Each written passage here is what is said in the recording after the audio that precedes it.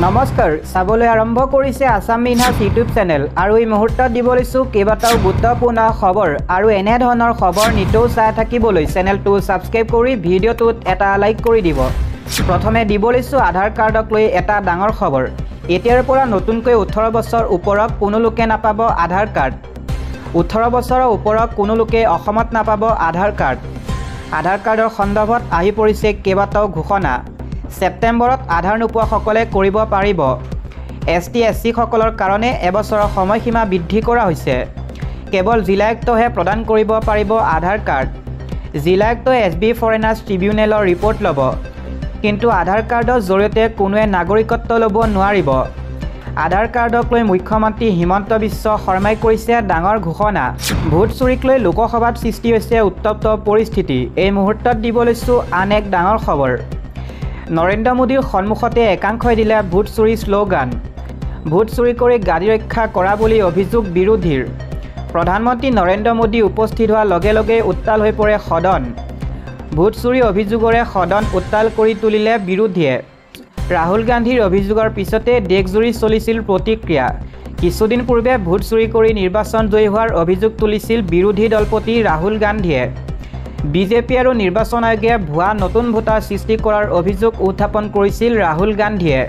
আমি কোনো দেশীয় জনগোষ্ঠীয় শ্ৰমিকক অত্যাচাৰ কৰা নাই, আমি কাকো ধন বিচৰা নাই, এই স্পষ্টীকৰণ দিলে জিতু বৰুৱাই।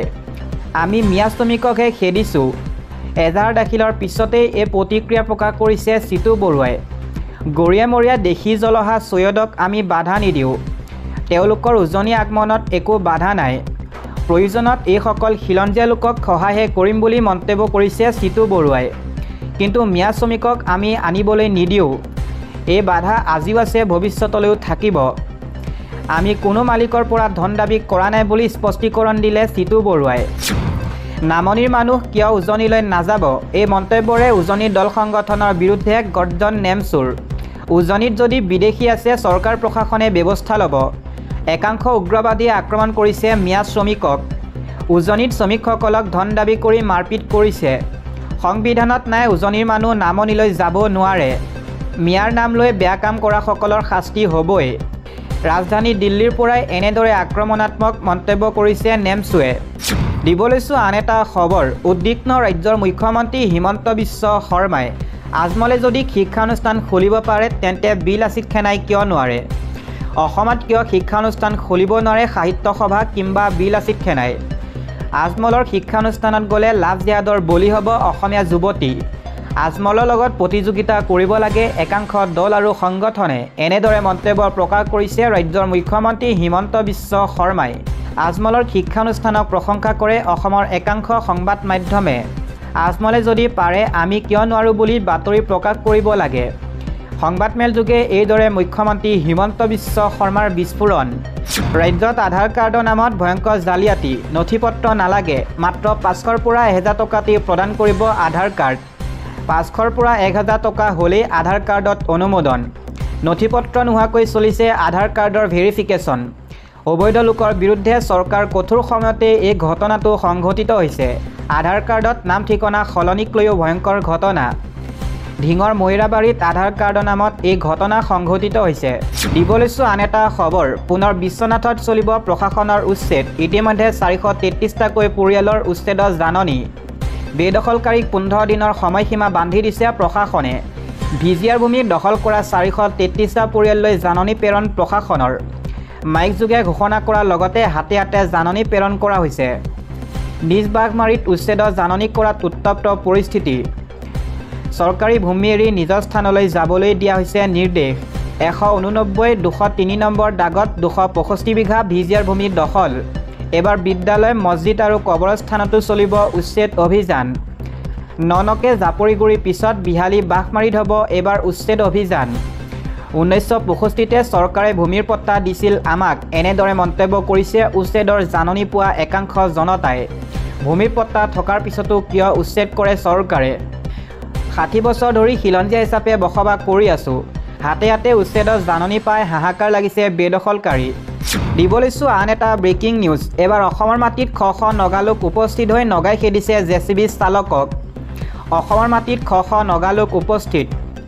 অসমৰ মাটিত অসমৰ কাম বন্ধ কৰিলে নগাই আৰক্ষী অধীক্ষকৰ সন্মুখতেই নগাই বন্ধ কৰিলে কাম নগাৰ ভাবুকিত সুৰক্ষিত স্থানলৈ উভতি আহিছে জেচিবি সহ ড্ৰাইভাৰ লগতে ভয়ত কাম এৰি শ্ৰমিকসকলো হ'ল ৰাওনা চকুমুদাক কুলিৰ ভাৱত আছে সৰু পথাৰৰ প্ৰশাসন কেমেৰা দেখি আঁতৰি গ'ল সৰু পথাৰৰ সমজিলা আয়ুক্ত নগাৰ উদ্ৰৰূপ দেখি হাতজোৰ কৰিবলৈ বাধ্য হৈছে আৰক্ষী অসমৰ মাটিতে নগা দুৰ্বৃত্তই দিলে ভাবুকি অসমৰ ভূমিত এতিয়া দেখিবলৈ পোৱা গৈছে একাংশ নগাৰ দপদপনি আৰু অধিক শক্তিশালী বাণিজ্যিক সম্পৰ্ক বিচাৰো ৰাছিয়াৰ সৈতে বৈঠকত বহি ট্ৰাম্পলৈ এই বাৰ্তা ভাৰতীয় সামগ্ৰীৰ ওপৰত 50% শুল্ক আৰোপ কৰিছে আমেৰিকাৰ ৰাষ্ট্ৰপতি ডনাল্ড ট্ৰাম্পে এই পদক্ষেপত ভাৰতে দীৰ্ঘদিনীয়া বাণিজ্যিক বন্ধু ৰাছিয়াক অধিক ওচৰ চাপিছে বৃহস্পতিবাৰে মাস্কোলৈ বৈদেশিক পৰিক্ৰমা মন্ত্ৰী এছ জয়শংকৰৰ বাৰ্তা আছিল যে আমি শক্তিশালী বাণিজ্যিক সম্পৰ্ক গঢ়ি তুলিব লাগিব তেওঁ ৰাছিয়াৰ কোম্পানীসমূহক ভাৰতীয় অংশীদাৰসকলৰ সৈতে অধিক ঘনিষ্ঠভাৱে কাম কৰিবলৈ আহ্বান জনায়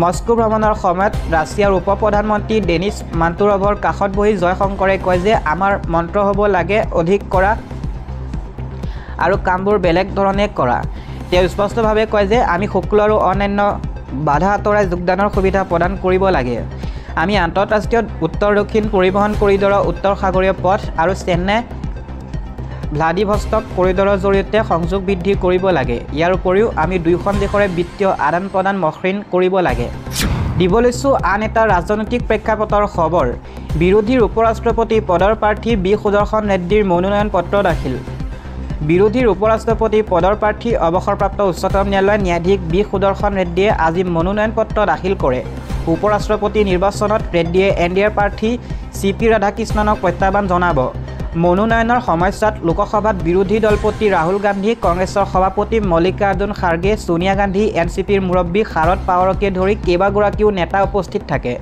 সুদৰ্শন ৰেড্ডীয়ে মনোনয়ন দাখিল কৰাৰ পূৰ্বে সংসদত থকা মহাত্মা গান্ধীৰ প্ৰতিমূৰ্তিত শ্ৰদ্ধাঞ্জলি জ্ঞাপন কৰে অহা 9 ছেপ্টেম্বৰত অনুষ্ঠিত হ'ব উপৰাষ্ট্ৰপতি পদৰ নিৰ্বাচন উল্লেখ্য যে সুদৰ্শন ৰেড্ডীয়ে গুৱাহাটী উচ্চ ন্যায়ালয়ৰ মুখ্য ন্যায়াধীশ আৰু গোৱাৰ প্ৰথম লোকায়ুক্ত হিচাপেও কাৰ্যনিৰ্বাহ কৰি আহিছে তেওঁ অন্ধ্ৰপ্ৰদেশৰ বাসিন্দা 2007 চনত উচ্চতম ন্যায়ালয়ৰ ন্যায়াধীশ হিচাপে নিযুক্তি লাভ কৰিছিল 2007 চনত উচ্চতম ন্যায়ালয়ৰ ন্যায়াধীশ হিচাপে নিযুক্তি লাভ কৰিছিল ৰেড্ডীয়ে তেওঁ নিজ কাৰ্যালয়ত ন্যায় নিৰপেক্ষতা আৰু সাংবিধানিক মূল্যবোধক সৰ্বোচ্চ স্থানত ৰাখিছিল প্ৰাক্তন ন্যায়াধীশ বি সুদৰ্শন ৰেড্ডীয়ে জিলা আদালতৰ পৰা উচ্চতম ন্যায়ালয়লৈকে ন্যায়িক সেৱাত এক অমিলন চিন ৰাখিলে 1946 চনৰ জুলাইত জন্মগ্ৰহণ কৰা বি সুদৰ্শন ৰেড্ডীয়ে BA আৰু LLB ডিগ্ৰী লাভ কৰে আৰু 1971 চনৰ 27 ডিচেম্বৰত অন্ধ্ৰপ্ৰদেশ বাৰ কাউন্সিলত অধিবক্তা হিচাপে পঞ্জীয়ন কৰে